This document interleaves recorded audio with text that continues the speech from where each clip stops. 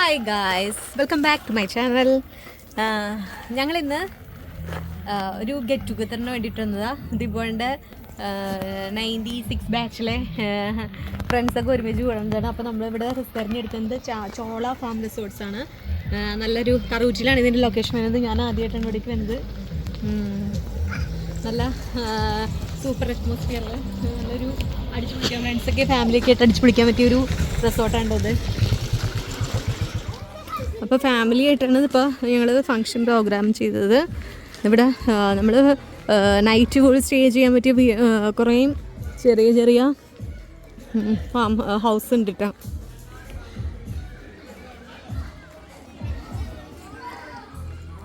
നല്ല അറ്റ്മോസ്ഫിയറാണിത്. ഇവിടെ ഇങ്ങനെ കറൂറ്റിയിൽ ഇങ്ങനൊരു പ്ലേസ് ഞാൻ ആദ്യമായിട്ടാണ്.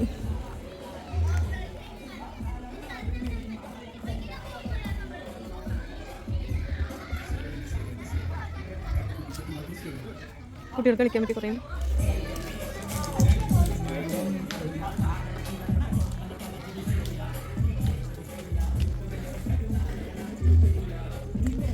ഇത് എത്ര ഏരിയ വേണ്ടതെന്ന് നമുക്കറിയില്ല.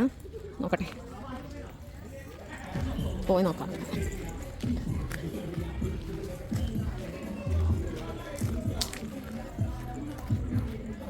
ഒത്തിരി ഫലവൃക്ഷങ്ങളുണ്ട് കേട്ടോ അതിനിവിടെ.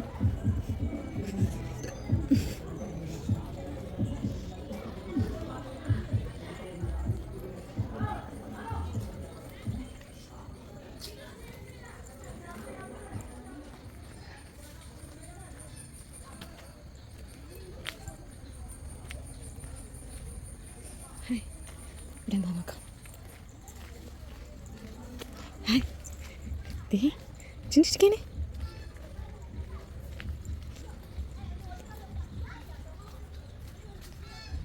നോക്കേ. ഹായ് കിളി, കിളി എന്താ നോക്കി. ഹായ് ഹായ്, ഇത് ചോദിച്ചാൽ എന്താ ഹായ്.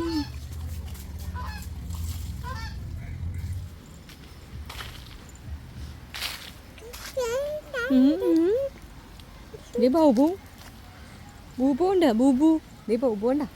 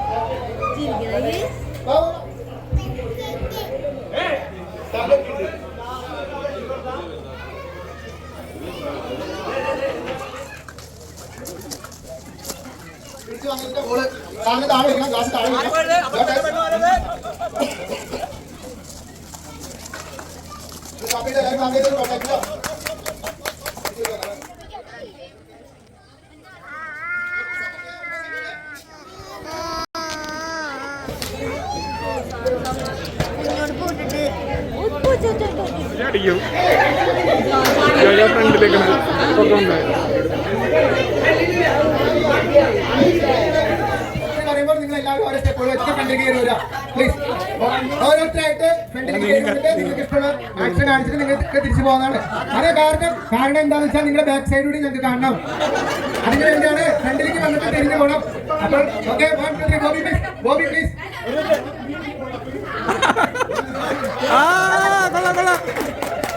ബിജു അപ്പേ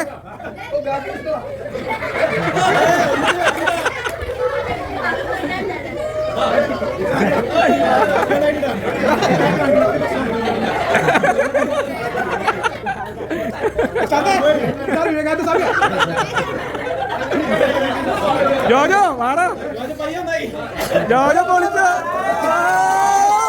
ഓക്കെ നമ്മുടെ സമയം അവസാനിച്ചു. ഇനി വിധികർത്താക്കളായ 3 പേരെ അവർ സ്റ്റേജിലേക്ക് ക്ഷണിച്ചു.